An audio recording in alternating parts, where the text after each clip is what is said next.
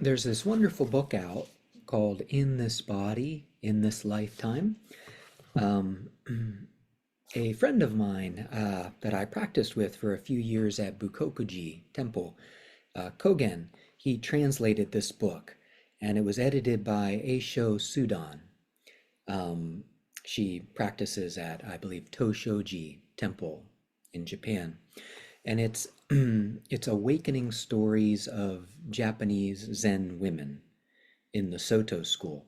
So it's looking at these accounts of like enlightenment experiences or openings that these different women had while practicing with um, Sozen Nagasawa Roshi.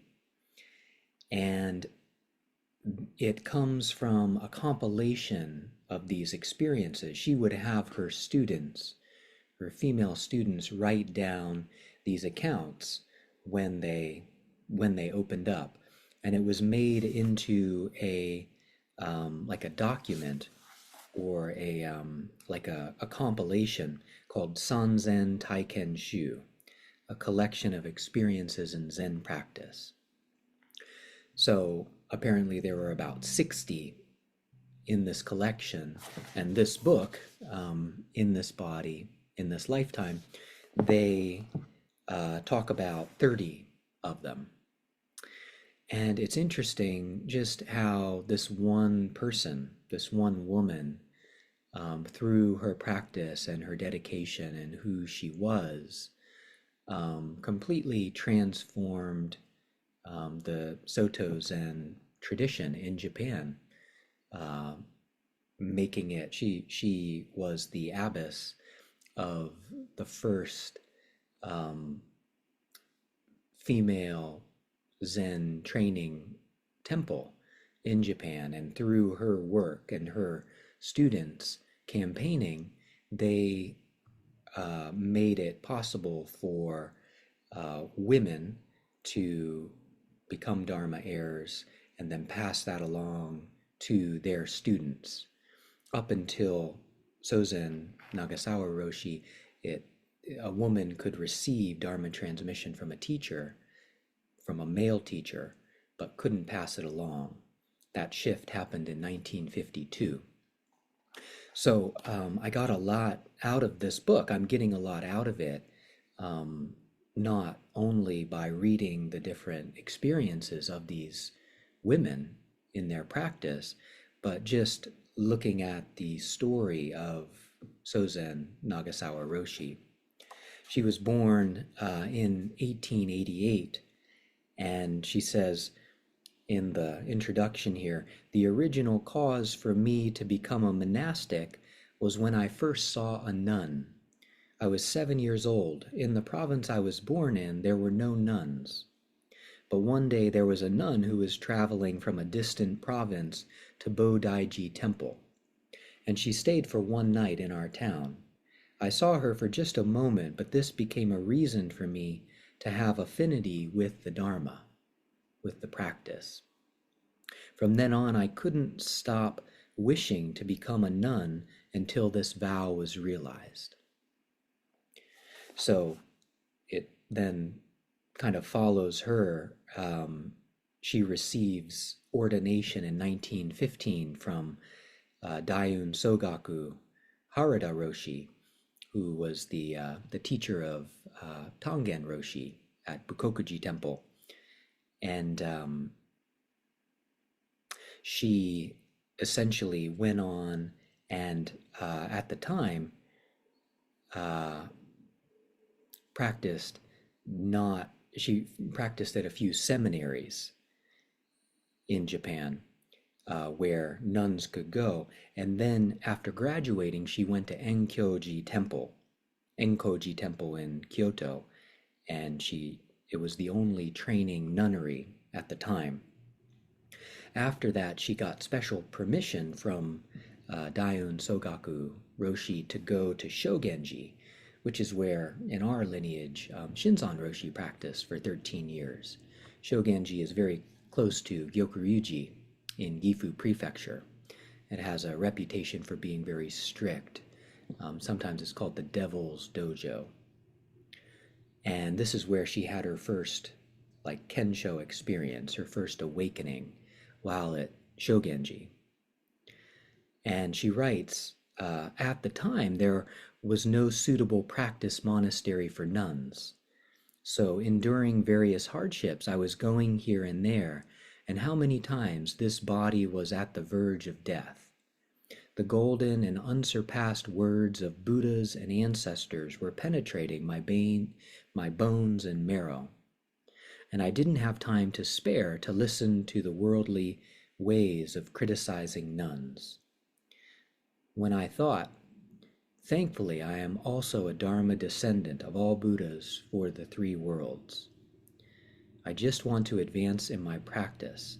I wanted to practice with other nuns and laywomen who had a precious affinity with the Dharma. So at this point, she continues her practice and she receives Dharma transmission from her teacher. And at this point, she establishes a training monastery for women in the Tokyo area. It's called Kannon-ji, after the Bodhisattva canon, the Bodhisattva of compassion, that like embodiment of that willingness to be with difficulty, to be with suffering, and to witness it, and to engage with it. And she says,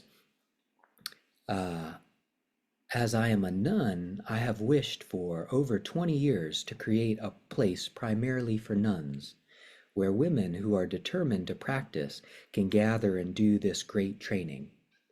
Finally, I was able to establish this temple, although humble in appearance, like a pig pen. It is strange, or rather miraculous, that while we are poor, we're lucky to be able to walk towards our ideals, thanks to the divine protection of the Buddhas in the heavens.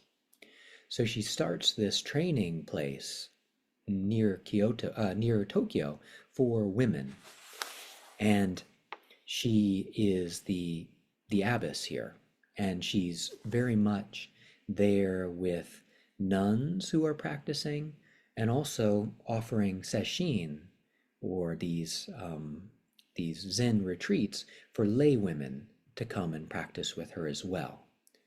So it's kind of like a sanctuary, or a safe haven, or a practice place where women can come and practice. Kogen, the translator, he says, like Kannon Bodhisattva with 33 faces, Sozen Roshi taught her students in a variety of ways, sometimes with grandmotherly kindness, and sometimes with a strict and fierce style meant to push her students beyond their limits. All of the stories in this book describe the experience of practice under her guidance, especially during week-long intensive retreats. In almost all cases, Sozen Roshi would assign students a breath-counting meditation to help them gain basic stability of mind. Later, she would give them a breakthrough koan called Joshu's Dog, or the Mu koan. The koan says, a monk asked Joshu, does a dog have Buddha nature? Joshu said, no, Mu. On each exhalation, the student repeats this one syllable, Mu, as a wato, like the question word or the word head, putting all their energy and longing for liberation into it. Through this practice, they unify body and mind and enter samadhi, becoming Mu, until a breakthrough occurs, bringing about a realization of the true nature of mind, Kensho. So this is kind of like the way it seems like she was teaching the students that came to practice with her. And again, she had them, when they had these openings, when they had their Kensho experiences, she had them describe like the lead up to it and how they had reached it and how it unfolded for them. So again, this is compiled in this book. A publisher chose 60 of them. these stories, this collection of experiences in Zen practice. So it's interesting that she, again, in through this campaigning to have women, in Buddhism or in Zen, this sense of going beyond the opposites, going beyond. Japan was very much, and Buddhism also at times, very much focused on men and very patriarchal. But Sozen Roshi really just communicating and pointing to how, of course, any being can realize liberation. This path is meant for everyone, women and men, lay people and monks and nuns. It doesn't differentiate there. That's very much kind of like an old view or a narrow-minded view, kind of like a culturally influenced view often. So she very much campaigned, and in 1952, on the 700th anniversary of the death of Dogen, Zen Master Dogen, who was the founder of the Soto Zen Japanese school, a new amendment was passed in the Soto school, allowing nuns to give dharma transmission. So this is very much a result of her dedication and her students. And so it's just a beautiful thing, I feel, to reflect on, how one person can just be truly committed to their practice, and through that, or out of that sincerity, out of that earnestness, out of that dedication, just being who they are, their life just takes on a certain path. And then so she became a teacher. She became a teacher, and people were drawn to her, and their lives were transformed through the environment that she was creating, just through being her and living from that place of truth that she deeply knew. And then also how that unfolded into like a greater change, not only as this Kannon-ji Temple in Tokyo where people could go, but it really rippled out to affect everybody in the country, all women, all nuns in the country, and had these reverberations through the Soto Zen community, that sense of more equality for women and men. So this book is very inspiring, not only because of her, but the awakening stories of the students that visited Sozen Nagasawa Roshi. So highly recommended.